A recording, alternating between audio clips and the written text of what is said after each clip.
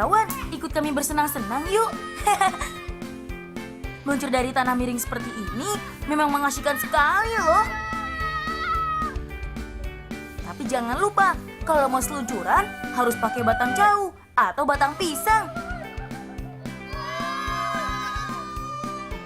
Gunanya sebagai bantalan pengaman bagian belakang kita. Jadi ketika meluncur lebih aman.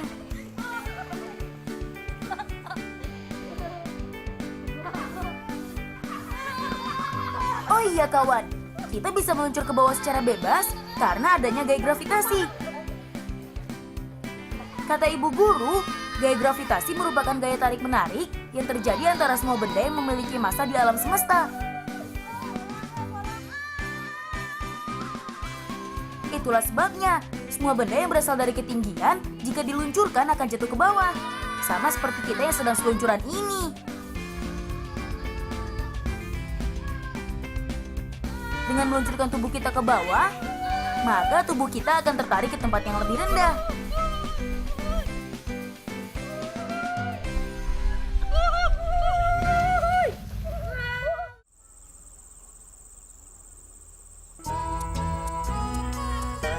Di Telaga Nilem ini banyak sekali ikan loh.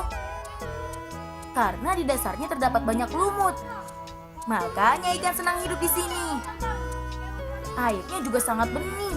Jadi ikan yang berada di dalam telaga bisa kelihatan dari atas. Kawan, Telaga Nilem merupakan sebuah telaga yang berada di kaki Gunung Ciremai. Tepatnya di Desa Pesawahan, Kabupaten Kuningan, Jawa Barat. Inilah salah satu kolam dengan kondisi airnya yang menakjubkan. Karena jika kita sudah masuk ke dalamnya, kita akan melihat banyak bebatuan yang diselimuti oleh lumut.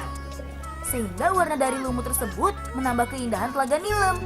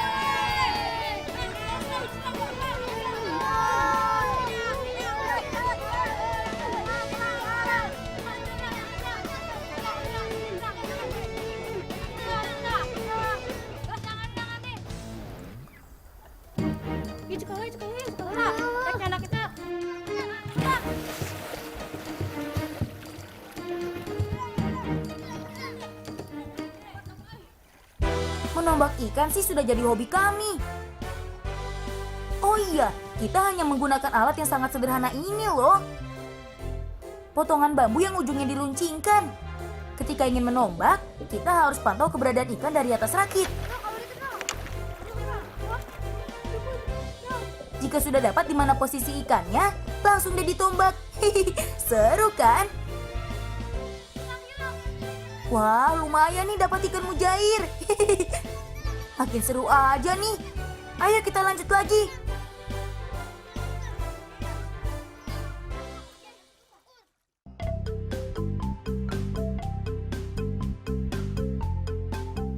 Kawan, kami berasal dari Desa Kaduela, Kabupaten Kuningan, Jawa Barat loh. Desa kami berada di kaki Gunung Ciremai. Makanya, alam di sini masih sangat asri, termasuk hutan dan hamparan sawah yang terdapat di sini.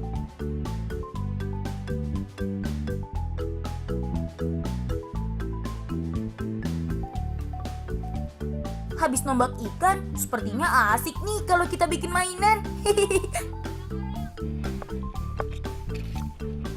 Teman, untuk membuat mainan, kami tidak perlu jauh-jauh ke toko mainan untuk membelinya. Hanya dengan memanfaatkan kekayaan alam yang ada di sekitar saja, kita sudah bisa membuatnya. Selain menghemat uang, ini juga bisa melatih kreativitas kami.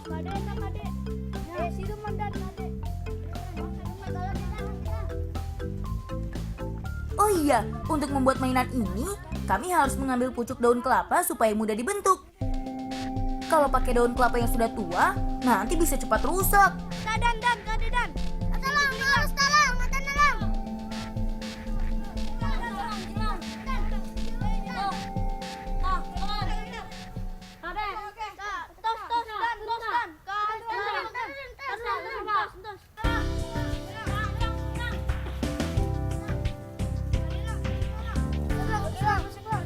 Nah, kalau soal membuat empet-empetan, akulah jagonya.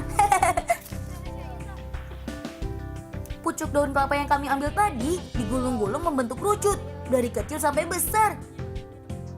Antara lilitan daun yang satu dengan yang lain harus rapat ya, tidak boleh ada sela sedikit pun. Supaya empet-empetan bisa mengeluarkan suara dengan baik. Oh iya, ini permainan tradisional yang sudah dimainkan sejak bapakku masih kecil loh. Lang, kos kita lang. Mana? Ya. Kamu ke situ tuh. Kami kan 3 orang. Ani orang mah lebih halus tuh. Oh, Halusnya. mohon. Nah, seperti inilah suara yang dikeluarkan oleh empet-empetan. Mirip seperti trompet ya. Empet-empetan bisa mengeluarkan suara karena pada ujung lubang yang bagian kecil diselipkan potongan pucuk daun kelapa lain.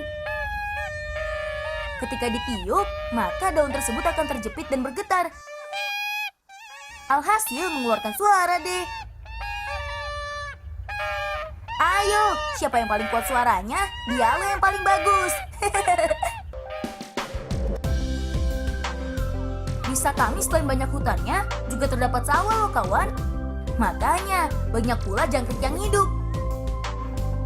Nah, kami akan berburu si hewan bersuara krik-krik itu kawan. Kalau soal menangkap si hewan yang hobinya lompat ini, kami ahlinya. Makanya tidak perlu menggunakan alat apapun, cukup pakai tangan saja. Jangkrik jantan mengeluarkan suara untuk menarik perhatian jangkrik betina dan menolak jangkrik jantan lainnya. Suara jangkrik akan semakin keras dengan naiknya suhu di sekitarnya.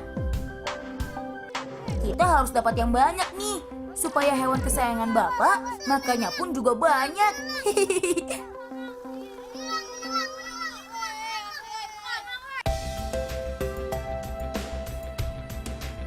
Wah, ternyata Bapak sedang buat kurungan ayam tuh.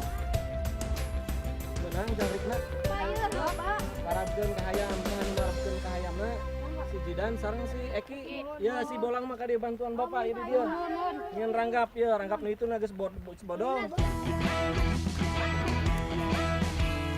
Ayo, please gak.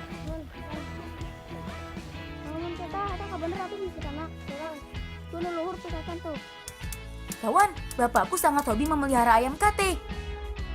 Karena kurungan yang lama sudah rusak, bapak membuatnya baru. Kan terus aku banyak. Kudu dikeun heula si Alina. Caranya sangat mudah. Kita hanya memerlukan beberapa batang bambu untuk dipotong menjadi bagian sesuai dengan ukuran kurungan ayamnya. Kalau sudah terbentuk, tinggal paku saja.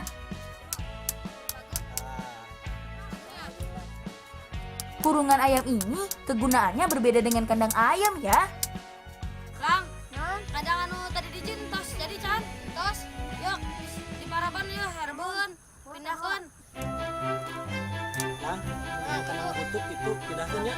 Jom, bawa ka ditu. Kandang digunakan sebagai tempat tinggal ayam, sedangkan kurungan ini hanya digunakan untuk tempat sementara si ayam-ayam kerdil ini.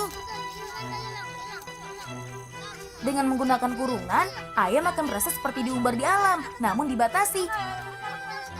Karena kurungan bisa dipindahkan kemanapun sesuai kemauan kita. Nah, bunang. Tos. Yo, nu modal aku makan lang. Ayo. Itu kandang lu dagang apa?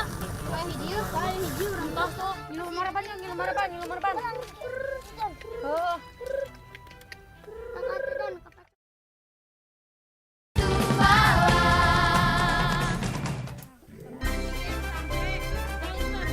Oh iya, di dekat kampung kami terdapat beberapa batang pohon waru yang kaya manfaat loh. Tumbuhan berjenis daun tunggal ini sangat cocok hidup di daerah tropis seperti di Indonesia.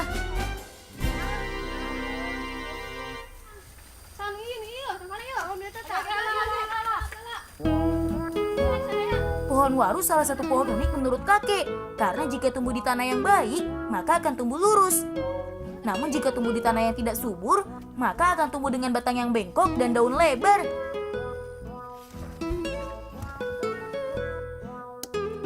Kulit batang waru ini dipercaya bisa menghilangkan gatal-gatal dan untuk kesehatan lainnya. Kebetulan, kemarin si Rido mengalami gatal-gatal dan harus meminumnya untuk pemulihan. Kita ambil secukupnya saja, tidak usah terlalu banyak. Hei, pasrian Chan. Ramlan sekio. Yang satu, bawa bayu kak mak. Yuk tuh yuk.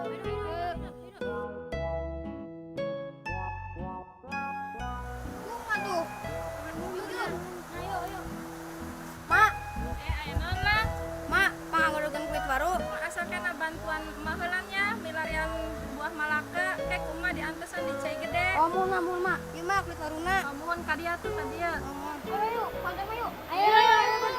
Baiknya ibuku. Terima kasih ya, Bu.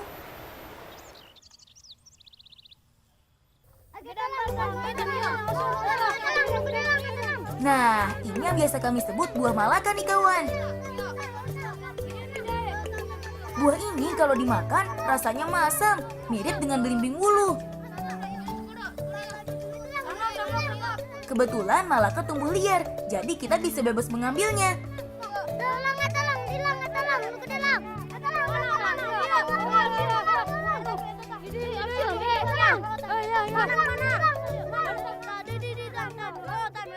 Ambil yang banyak ya kawan, untuk cadangan ibuku di esok hari.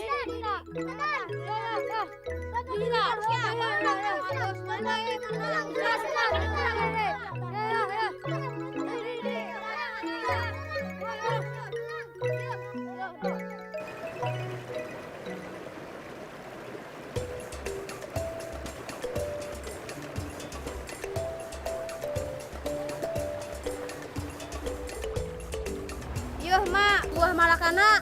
Oh, loba pisannya lang. Nuhun loba. Antos atulang kena si bolang sarang si jidan non nyuci piring bantuan emaknya. Ayo Eki, ayo. Buat. Teman, buah malaka sangat bermanfaat untuk menyelesaikan pekerjaan ibuku, yaitu mencuci piring. Sejak zaman dahulu, buah malaka digunakan sebagai pengganti sabun. Dengan digeprek dan gunakan seperti menyabuni piring ya.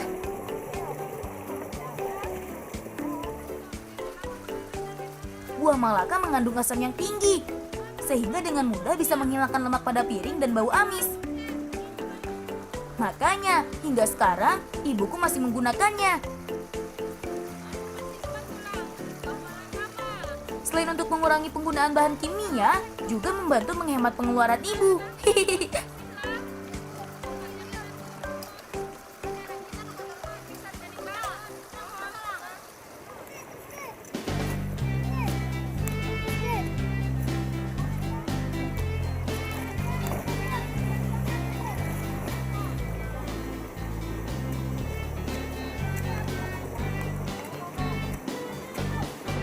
Tidak usah terlalu lama. Kalau warnanya sudah kemerahan dan airnya sudah mendidih, berarti sudah siap diangkat nih. Tidak hanya Rido, kami juga ingin mencobanya sedikit. Ternyata cukup pahit rasanya.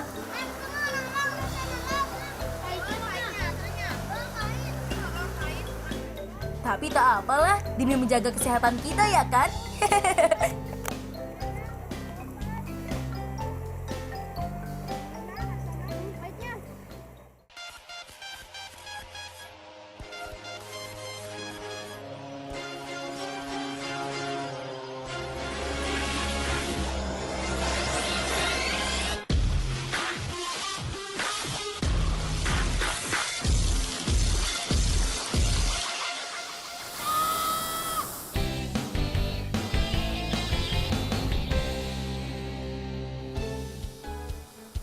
Yap.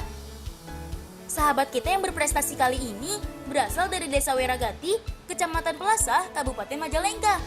Namanya Lala Diah Pitaloka. Lala adalah karateka cilik berusia 10 tahun yang telah berhasil menyabet medali emas pada kejuaraan internasional Banzai Cup 2015 kelas U12 kata di Berlin, Jerman. Lala mengalahkan 1.500 peserta dari 34 negara loh. Hebat bukan? Karena kita karate karena selain untuk olahraga, karate juga bisa untuk bela diri. Dan Lala ingin mewujudkan cita-cita Lala ingin jadi juara dunia di olahraga karate. Sederet prestasi Lala ini diraihnya dengan kerja keras sejak ia berusia 6 tahun. Nah, kalau teman-teman ingin jadi juara, Ingat pesan Lala ini ya. Teman-teman, kalau kalian mempunyai mimpi dan cita-cita, jangan ragu dikejar. Dan juga jangan lupa berdoa, bersemangat untuk mengejar mimpinya. Lang, kemana sih Lang? Bah juga memilu cicing lah.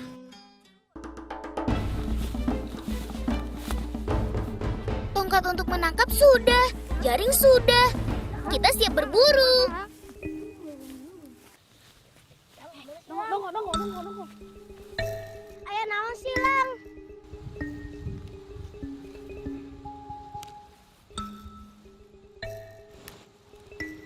Hijau naon Lang? Nges cicing tak kieu cara make naon? Tinggal di urang.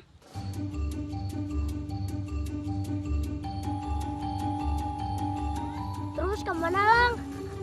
Gue saya nabrak kupu-kupu. Aduh, ayo.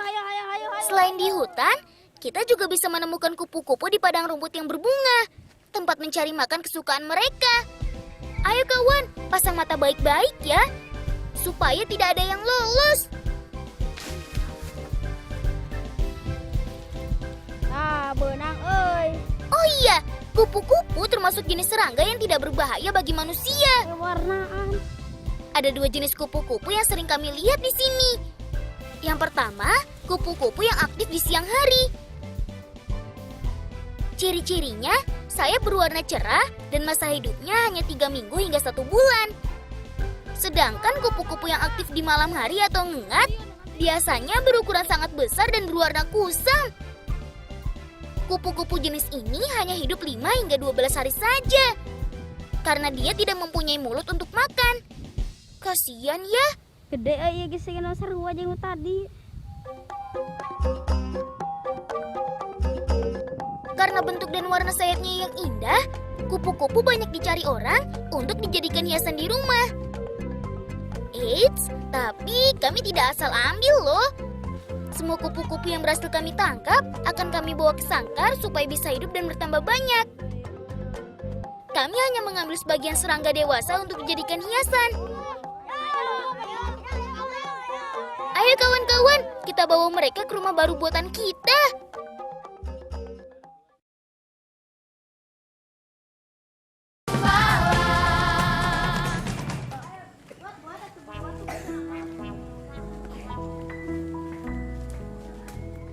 Di sangkar buatan ini, mereka akan makan dengan mengisap sari bunga yang kami siapkan. Dan juga berkembang biak. Ayo orang lepaskan, ayo. Kalau mereka sudah bertambah besar dan banyak jumlahnya, baru dia bisa kita manfaatkan. Lang, ayo hilang, lepaskan yang.